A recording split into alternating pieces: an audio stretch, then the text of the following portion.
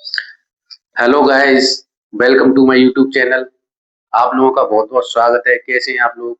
मेरा नाम है संतोष चौधरी और मैं आज आपको यहाँ पे रीडिंग क्लासेस पढ़ाने वाला हूँ। इसका टॉपिक का नाम है सिलोगिज्म। जी हाँ, सिलोगिज्म। ये टॉपिक बहुत ही अच्छा टॉपिक है और ज्यादातर ये हर एक एग्जाम में आता है, चाहे वो एसएससी का हो या बैंकिंग का हो या रेलवे का हो। एग्जामिनर का ये टॉपिक बहुत ही फेवरेट बन चुका है। तो आइए हम इसे समझने का प्रयास करते हैं। गाइस, टॉपिक का नाम है सिलोगिज्म। सिलोगिज्म इस टॉपिक में होता क्या है कि आपको एक स्टेटमेंट दे रखा होता है और उसके कुछ कंक्लूजन दे रखे होते हैं, कथन और निष्कर्ष। हमें उन निष्कर्ष को ये बताना है कि कौन सा निष्कर्ष सही है और कौन सा गलत है। और हम इस टाइप के क्वेश्चनों को सॉल्व करने के लिए वेन डायग्राम का यूज करेंगे। आइए देखते हैं। देखिए दोस्तों, हम एक एग्जांपल लेते हैं कि किस प्रकार के क्वेश्चन आपके एग्जाम में आते हैं। तो देखिए, ये आपका स्टेटमेंट दे रखा है, कथन, और ये निष्कर्ष है। तो हम देखिए इसका स्टेटमेंट के अनुसार देखिए इसका डायग्राम बनाने का प्रयास करेंगे।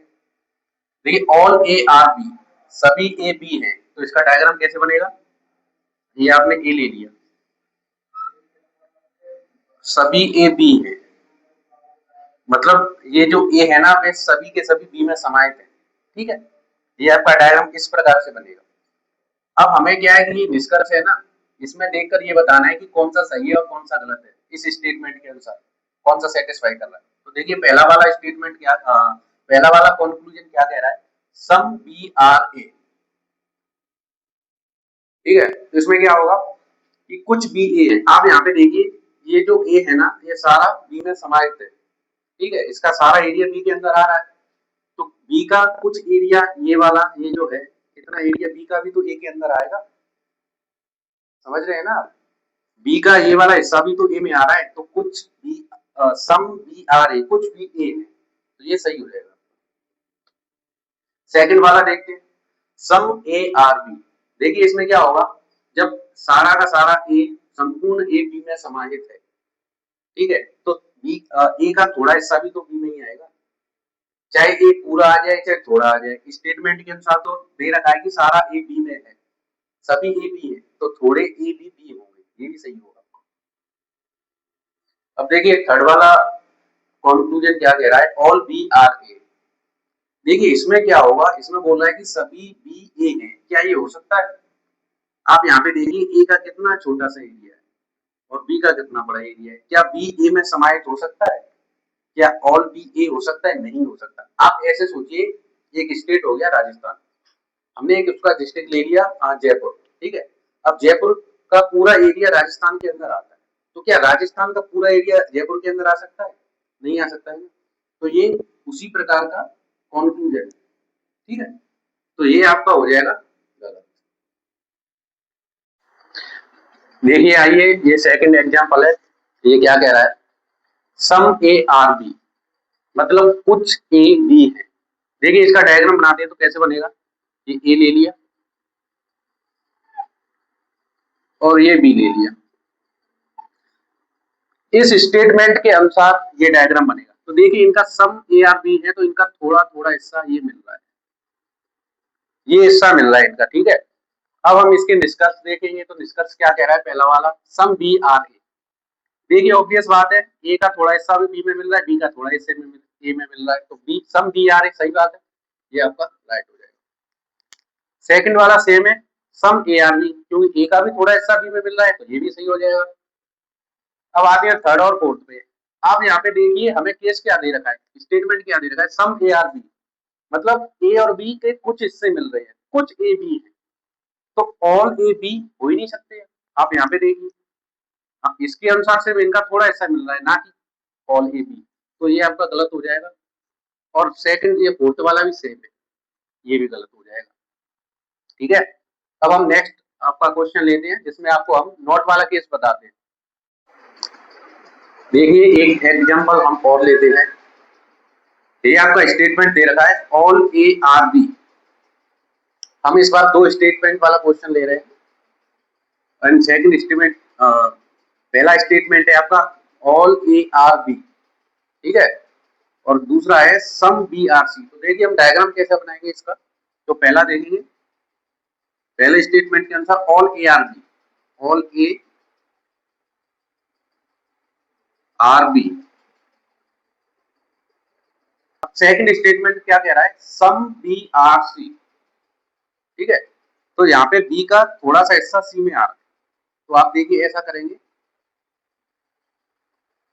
ये आपका सी हो गया, ये थोड़ा सा हिस्सा आपका बी और सी का आपस में मिल रहा है।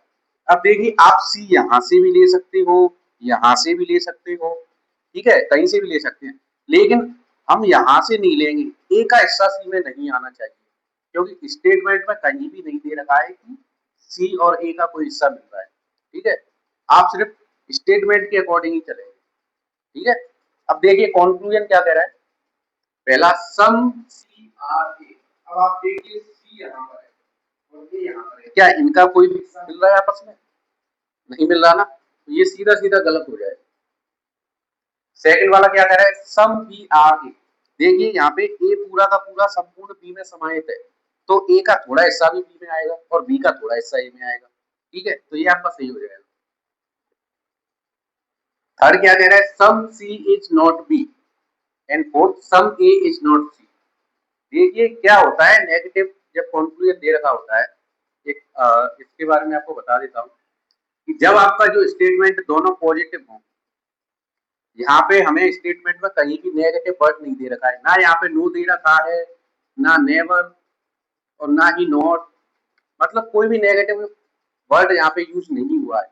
तो जब भी स्टेटमेंट में नेगेटिव वर्ड यूज नहीं हुआ हो, नेगेटिव कुछ भी बात ना हुई हो, तो आपका ये जो है ना कंक्लूजन, ये कभी नेगेटिव आ ही नहीं सकता है, ठीक है जी।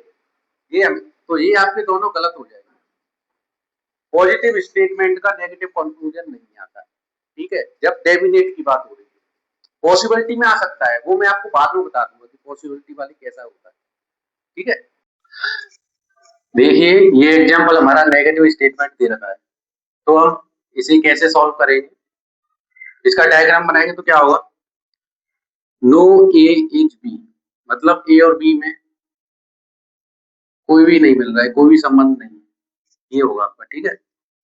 अब इसके हम कंक्लूजन देखेंगे, तो पहला कंक्लूजन क्या कह रहा है, नो बी इज ए, मतलब जब नो ए इज बी है, कोई ए बी नहीं है, तो कोई बी भी ए नहीं होगा, ठीक है, तो ये आपका सही है। अब सेकंड वाला देखिए, सम ए इज नॉट बी, मतलब आप ये सोचिए जैसे कि दो लोग हैं, उनमें से झगड़ा हो गया उनका, ठीक है, जैसे ए और बी झगड़ा हो गया है, तो मान लीजिए इनके घर के और भी सदस्य होंगे, तो वो भी क्यों एक दूसरे से बात करेंगे, जब ये दोनों आपस में बात ही नहीं करें तो वो क्यों करेंगे, तो आप ऐसे मान के चलिए, जब नो ए इज बी होगा तो सम ए इज नॉट बी, ये भी करेक्ट है, ठीक है, ये भी करेक्ट है, और some B is not A, ये भी करेक्ट है, ठीक है। आपको एक केस और बताता हूं इसी में, मतलब जब भी नो का केस आता है ना, नो, जब भी नो का केस आता है, तो सम नॉट हमेशा सही होता है, ये सम और ये नॉट, ये सम नॉट का केस फॉलो करता है, जब भी नो का केस आएगा स्टेटमेंट में, तो कंक्लूजन में सम नॉट का केस फॉलो करेगा, ठीक है। और जब भी ऑल का केस आता है, जैसे कि ऑल ए इज बी या ऑल बी इज सी, ऐसे कुछ आता है, तो उस कंडीशन में हमेशा सम का केस फॉलो करेगा, ठीक है, ये आप याद रखिए। देखिए आइए क्वेश्चन क्या कह रहा है, सम बर्ड्स आर काउज, तो डायग्राम क्या हो जाएगा, देखिए पहले वाले का, सम बर्ड्स आर काउज, मतलब ये बर्ड्स हो गया और ये हो गया काउज, ठीक है। सेकंड वाला कह रहा है ऑल काउज आर लॉइंस, मतलब ऑल काउज है ना, ये आपके ऑल काउज लॉइंस हो गए। अब देखिए पहला वाला कंक्लूजन क्या कह रहा है, पहला निष्कर्ष कह रहा है some lions are birds, some lions are birds. अब देखिए आप यहाँ पे क्योंकि सभी जो लॉइन है, सभी काउज हैं वो लॉइंस के अंदर है, और जो बर्ड्स और काउज का रिलेशन है यहाँ पे ये मिल रहा है, देखिए यहाँ पे। तो ऑटोमेटिकली ये लॉइंस है ना, इसका भी यहाँ पे ये हिस्सा मिल रहा है। तो सम बर्ड्स आर लॉइंस, ये करेक्ट हो जाएगा, ठीक है। सेकंड वाला कह रहा है ऑल बर्ड्स आर लॉइंस।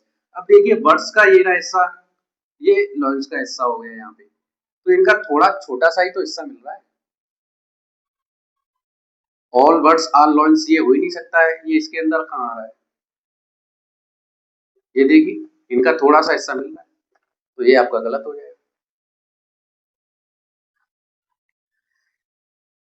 देखिए फ्रेंड्स, सिलोगिज्म के कई टाइप्स हैं, एक पॉसिबिलिटी वाला टाइप्स है जो कि बहुत इंटरेस्टिंग है। मैं नेक्स्ट वीडियो में कोशिश करूंगा उसे लेके आने की, ठीक है। आई होप आप लोगों को वीडियो अच्छी लगी होगी। अगर आप लोग चाहते हैं कि हमारी वीडियो आप तक पहुंचती रहे तो आप बेल आइकन को दबा दीजिएगा, मीन्स घंटा बजा देना। एंड जब तक के लिए आप खुश रहिए, अपना ध्यान रखिए। और हाँ, आज मदर्स डे है तो हैप्पी मदर्स डे। एंड हम सबकी माता भारत माता की